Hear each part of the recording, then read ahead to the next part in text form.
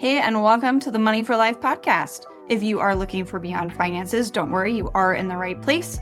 I'm Kali Roberge. And I'm Eric Roberge. We recently changed the name of our podcast to Money for Life because we felt like that phrase really concisely captured everything that gets us fired up about the work that we do with financial planning and investment management, both for our clients and for ourselves.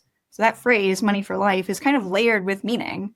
So Eric, can you walk us through kind of that top layer, like the most obvious part of it, I guess, of why Money for Life? Why is that important? Yeah, firstly, I want to say that Beyond Finances was a great name, and it didn't capture the full breadth of what we talk about because it lost the aspect of integration of finances in life. It's not beyond finances, it's finances and then some. And so when we think about Money for Life, that first level is we need money to live our lives. We spend money every day, and we're going to spend money tomorrow.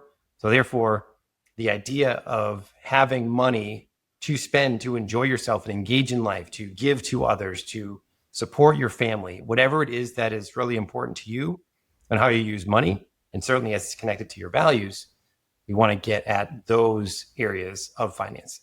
Yeah, because there's no decision that you can make that money doesn't touch. So I think that gets into the second part of it too, is you want money to live your life, but also for your life. You can't just focus on now, but on the flip side, you can't just try to save everything you can for someday because it's not a date on the calendar, right? You need money for life, which means today and a few weeks and a few months, years, and decades down the road. And if you want to have that balance of the ability to use your money now while still planning responsibly for tomorrow, you've got to deploy certain strategies to get you there. That doesn't just happen by accident. Yes, the power of making good financial decisions is that you make these financial decisions with the entirety of your life in mind. And according to some people, that isn't 75, 80 years. It's 100, it's 120. With the advancements in technology and healthcare, there could be a lot longer life to support with your dollars. And therefore, Money for Life becomes even that much more important than it used to be. That's a little bit of the why behind why we changed our name. But Eric, can we dig more into the what? We mentioned we need the strategies. What are some of those strategies? Just kind of a high level, like what are you seeing for people who are in their 30s and 40s and are really in the thick of all of the decisions that you need to make to enjoy your life now? Like, because you likely, if you are, into your career, you've got yourself established, you're making good money, you have the ability now to deploy your dollars in a certain way to achieve the lifestyle you want. And this is the time that you've got to make the right decisions to set yourself up for the future. So are there common strategies that you're seeing that allow you to do that? I think it all comes back to answering the right questions. Okay, there's a very delicate balance between today and enjoyment and tomorrow and enjoyment and security. So if you're asking, where is the dollar best spent? Where is my next dollar best spent? Then you're asking the right question, because then you start to think about how you're spending your money. Does it feel good? Is it aligned with your values? That's going to start to help you understand, well, yeah, I'm spending my money and I'm saving my money, but I'm not necessarily feeling good about where I spend my money or how I use my money. Or no, I feel great about how I'm using my money right now. Let's continue with that. And you start to think about your family and how they are experiencing the money that you have as a household. Are your kids doing what they want to be doing? Do you feel like you're supporting them in the way that you want to support them? Do you have the time to enjoy yourself and go on vacation? Or are you just talking about vacations? There's a lot of different ways to get at the question of, am I using my money optimally for me? And those are some of the questions that we like to ask our clients, because it really is about a conversation to get grounded in what it is for you specifically, not what it is for everybody as a whole. Sounds like step one to getting yourself set up on the road for both having and using Money for Life would be to understand what it is you want that life to look like, and kind of taking a step back and assessing where you are right now. Are things aligned? Are your actions aligned with your values? Or the decisions that you're making with your money aligned with what you say are your long-term goals? And there's no judgment with that. really, this exercise is not about right or wrong, because everybody is out to do different things. Everybody is kind of playing a different game, right? If someone is in a debate with you about the right or wrong way to use money, I think most often it's not that it's really an argument. It's just you're playing a different game. You're both looking for a different outcome. And that's going to change what the quote unquote right answer is for any specific scenario. What works for you may or may not work for somebody else, and vice versa. And that's why you've got to be really careful too, I think, in not getting caught up in anecdotal evidence or following along with somebody else's story too closely, because that where they're going may or may not be where you want to end up. So I think it's really important to kind of, like you said, Eric, ask yourself the questions and really focus in on your answers. Yeah, because the underlying assumption here is that a dollar used here can't be used there. And unless you make more dollars, there's only so much to go around. So obviously that's one of them too, right? If we're talking about spending and saving and you're saying, I feel restricted, I can't do all the things that I want to do for today and also plan responsibly for tomorrow, then maybe the answer is, well, let's look at how you make your money, where you make your money, and can you make more money to satisfy what you truly desire? Because in the end, you only have one life to live. So let's do this the way that you should be doing it. Yeah, and earning more money, I think, is an under-discussed aspect of personal finance, and for good reason, right? It's hard, and there is no one-size-fits-all advice or solution for make more money. If that was easy, we'd all be doing it. So I think it's really important to, again, focus in on your specific situation there and understand what are your skills and abilities, what are your opportunities, what are your limitations, and that might clarify what specific paths or strategies are best to take there to solve that particular problem in finance, which is also an important distinction, right? Because that's more of a math problem. If you are earning X, but you need Y, that's a pretty simple calculation. And I think where a lot of the times what we talk about with Beyond Finances and this idea of money for life, you're getting past the point of a math problem and you're really looking at, I've solved that piece of the puzzle. I actually have sufficient funds, but I'm not clear on the best way to organize them so that I'm having the life that I want to live now, but also building wealth for the future. I think that's a lot of the work that you do, Eric, with clients. So can you speak more to that? Like what strategies or planning tools are you using there to solve that aspect of things? And when you say that aspect of things, are you specifically referring to the financial puzzle? Yeah, right. When you have moved beyond the, well, I want, Y and I only have X. And if you are making good money, your question isn't necessarily how do I earn more, but it's kind of the flip side of that of like, I solved that. I did earn more. I climbed up in my career. I've got this job with equity compensation. I actually am starting to accumulate cash in my bank account because I'm not spending it, but I'm also not doing anything with it. Like I've kept my lifestyle kind of status quo. Maybe I haven't started investing beyond a 401k. It's kind of like, what is next? Because it's an exciting opportunity, but it's also kind of like the Wild West, like an open frontier, because there's so many options. It almost is like that, more money, more problems, in the sense of more decisions to make, more decision fatigue to deal with, more potential wrong moves to make. How do you deal with that once you get to the point of, all right, I think I have the means to achieve what I want, but I don't have the organization or the strategy to get me there, and I don't know where to start. Yeah, I think there's two things to look at. There's the idea that there is a step-by-step process to get somewhere, and there are modular conversations to have in various aspects of your finances. Everything from how do I buy the right house for me to how do I save for college for my children to let them get the education that they deserve, to allow me to build flexibility and buffer room between me and my job so that every decision I make isn't about what job is going to pay me the most money. The idea is that we're trying to reduce friction with your money and your life. And in order to do that, we want to make your money work as hard as possible for you. So whether it's purely spending on something that you value, or it's investing in a tax efficient manner that achieves a certain rate of return over the long term, those are important details.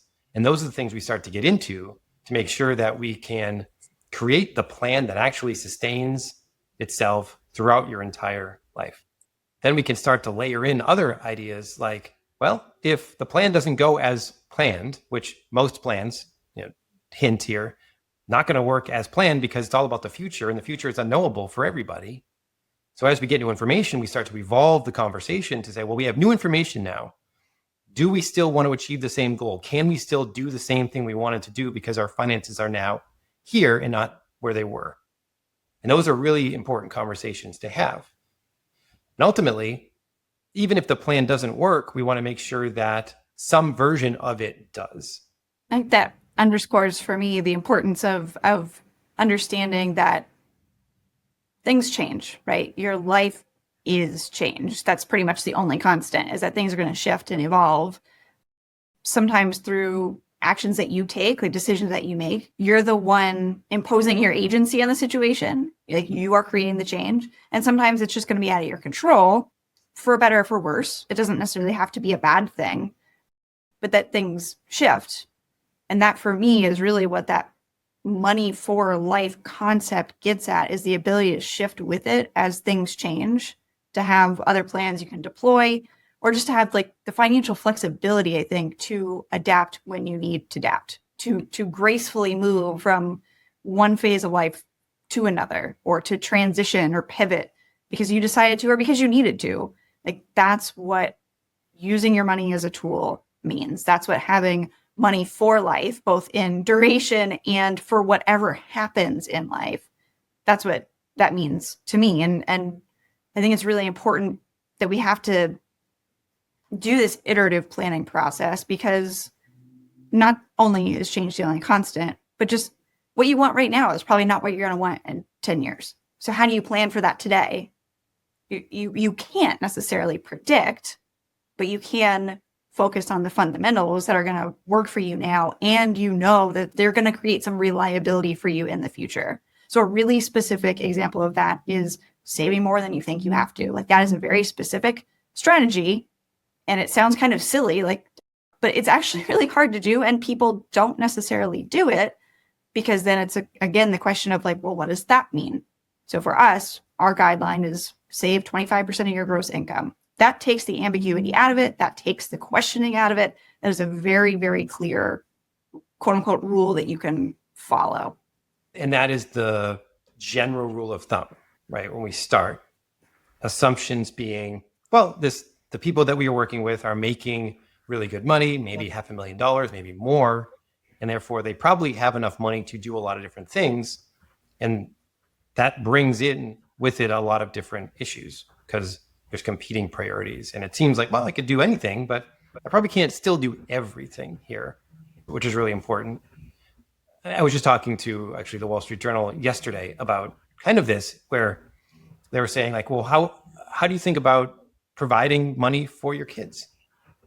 And I said, well, firstly, you wanted to understand where your values lie. Like, how important is it to provide for your kids? Is it education specific? Is it the freedom to do something with your money after you graduate and choose a career based on what you truly love to do versus what is going to pay you enough to afford your life?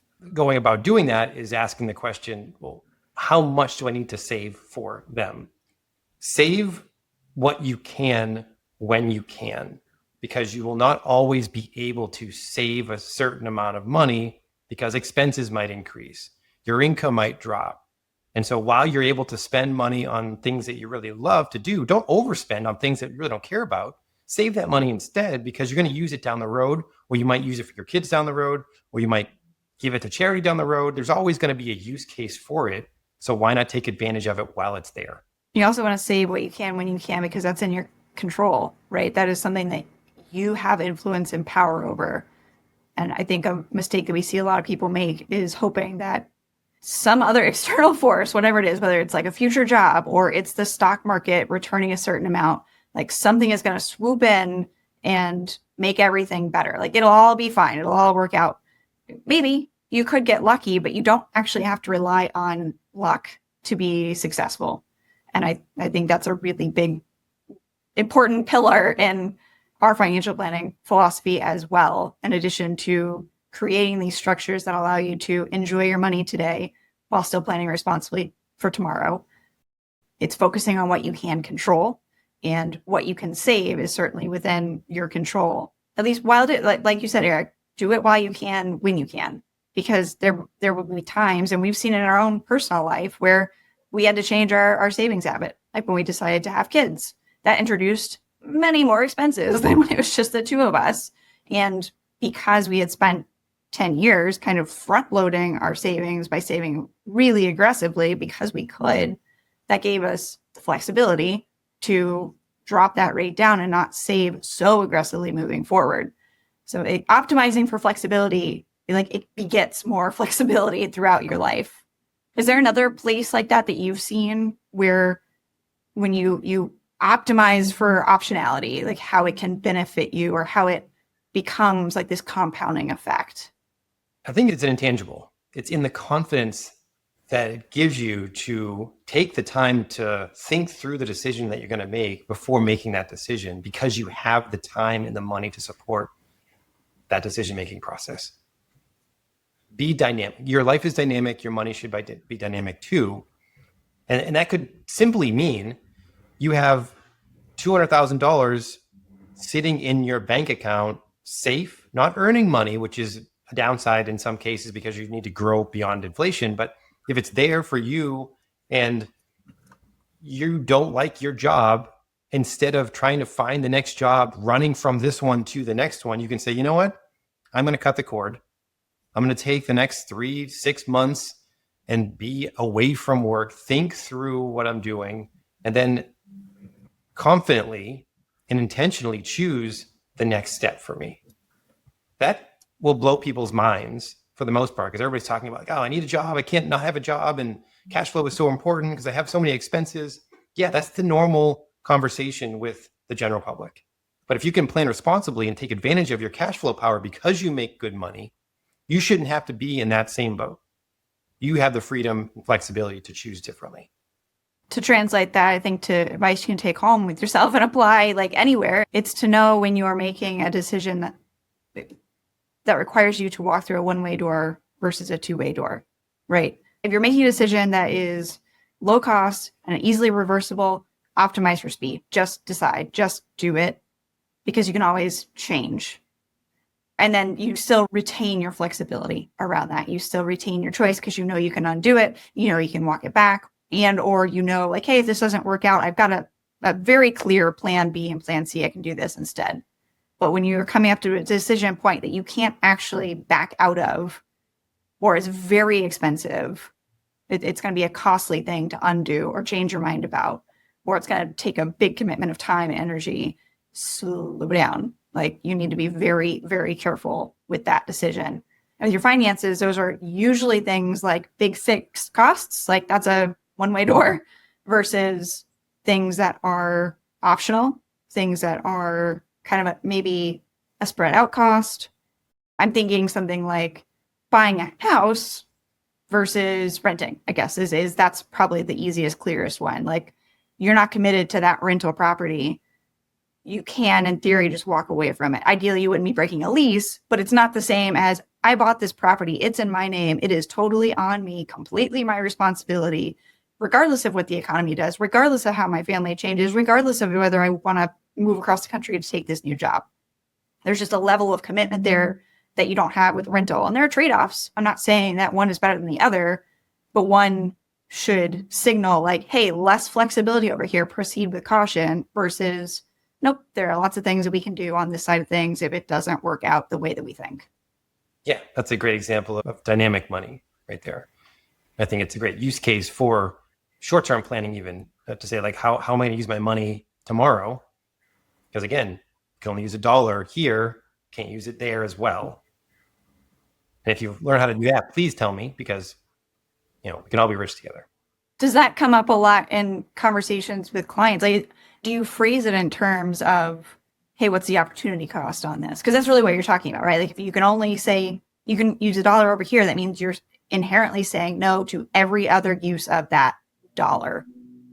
Yeah, because really it's in the conversations we're having. All we know is what we know. What are the facts? at this day and time. Not what could the facts be next year, because there's assumptions built into that and speculation at best. It's what are the facts today? And I drill home with my clients. I say, I need you to make this decision here and say it out loud that if you choose this path here, you cannot currently do this other path over here. And to think otherwise, you're setting yourselves up for failure. So tell me now that you're willing to make this trade-off and do this thing versus that one. And if you do that, we will 100% support you going down that path.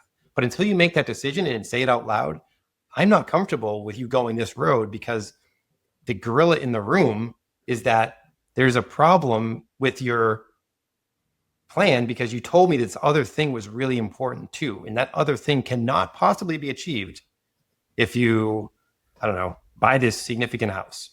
Like, you can't also go on this crazy vacation next year because you use all the money for the down payment on the house and you don't have enough money or time to save up for that vacation in the time frame you're talking about.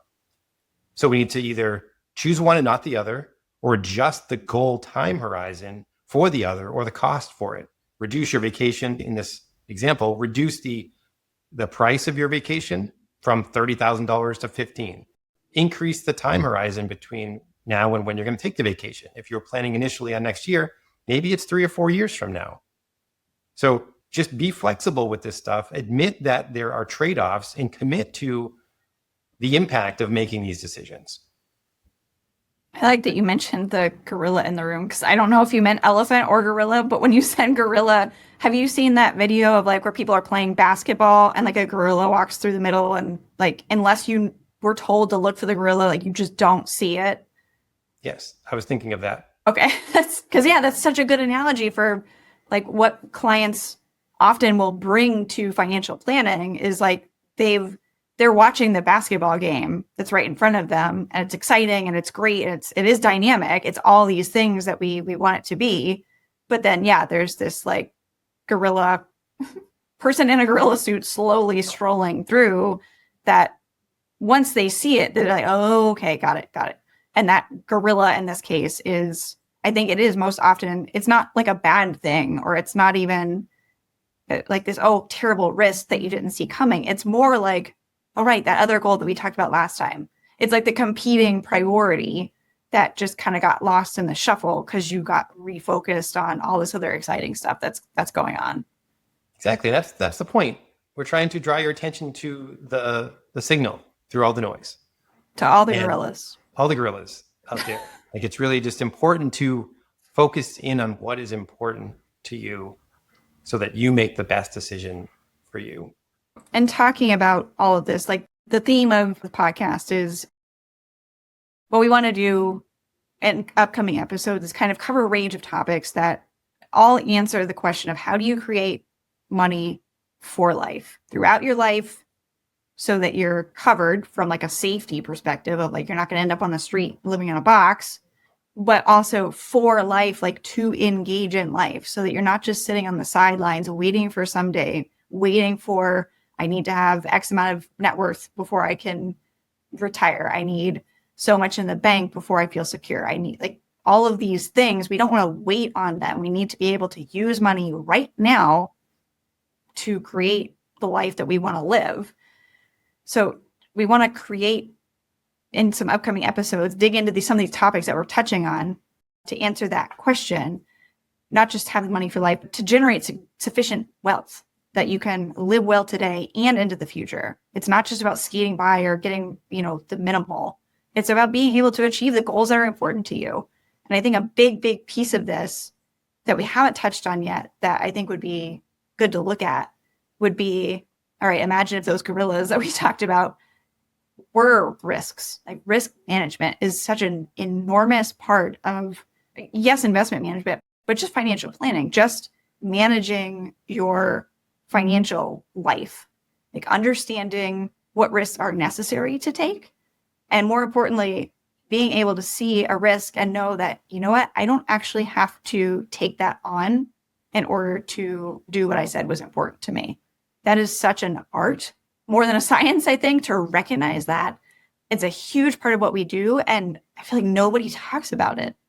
Just risk management typically comes in with, how does your stock market portfolio manage risk? Or how does your insurance policy cover your risks? Like, those are obvious risk management techniques, but I think the conversations that we have touch on all of the risks out there beyond just products and investments, which I think that's truly what you are referring to when people don't talk about that kind of risk management. And that's so utterly important here. Yeah. I'm talking more about the risk of like the risk that happens when you are trying to hit a home run, like the risk of striking out. Because most likely, if you look at baseball, most people don't go up there and hit home runs. Like, that is rare. That is not the norm. Like, statistically, you are more likely to strike out if you're trying to swing it as hard as you can to get that ball to go as far as you can. So when you look at your financial life, you think that this one investment is going to like 10x, go to the moon, whatever. So like, you've got to get in on it because that's your chance. The risk that you take there is so out of whack to what you would actually need to do to have the money to do what you want. Right. So it's that kind of risk. Yeah. I mean, I don't know that there's a ton to add to that other than just remembering that, as we aren't the first to say this, but wealth is about so much more than money. Yet money, as it pertains to wealth, can really help you make good decisions and live a great life if managed appropriately. And we haven't even talked about it yet. Maybe this is part of something we'll talk about down the road, but money also exacerbates things that are who you are. Like, your personality traits, how you act is multiplied. It gets so much louder when you have money behind it. And so it's not going to solve your problems. You need to work on yourself to solve your problems. But if you do that in tandem with growing your wealth, you can live a very full life. And living a full life is so important to me. And we want to deliver that message to clients to help them be able to do that. Even if they don't know what a full life means to them now, through the conversations that we have, we can not only allow them to live a full life, but really fill in the holes about what a full life means for them. And I think that's significantly intangible when it comes to true financial planning. It's not just about the bells and whistles, the optimizing your money, which is all really important. And believe me, I love that stuff. It is so much more than that to make it your own, to make the plan your own, and to live powerfully. Dovetails right into why the planning is an iterative process too, because what you just said, that's a process of discovering like what is actually important to you. Because I think your first answer to that will be different than the fifth time you ask yourself that question. Like, you keep digging deeper and deeper and asking why and why and why.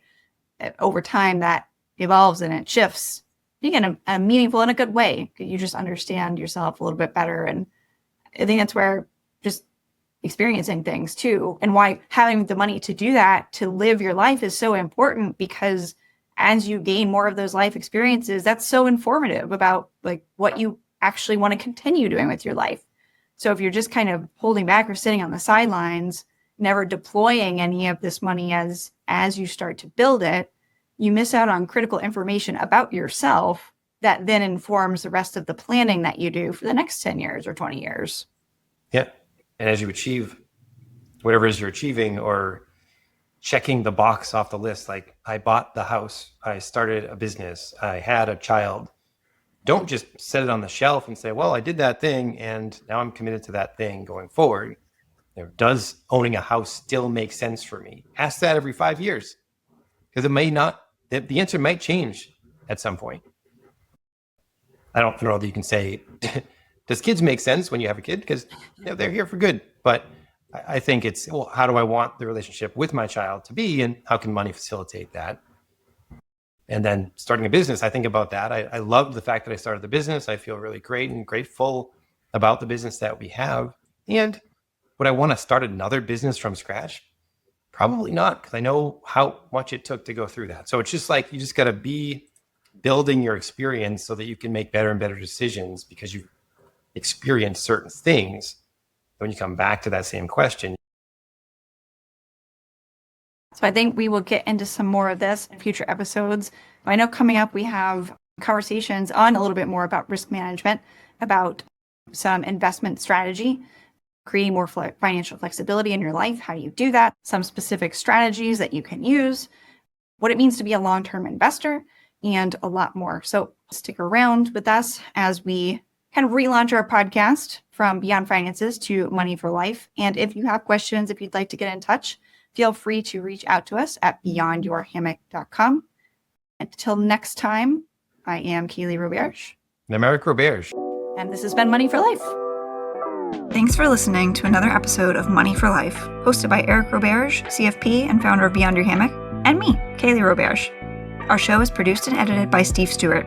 If you want to learn more about wealth management and hiring your own personal financial advisor, visit beyondyourhammock.com. And now for the legal stuff. This podcast is for informational purposes only and does not constitute financial, legal, or tax advice, and may not cover all critical, complete details of every situation discussed. The views expressed by guests are their own and do not necessarily reflect those of the host or the podcast. Please consult a qualified professional about your specific situation before making any financial decisions based on this podcast or any other educational content designed for a general audience.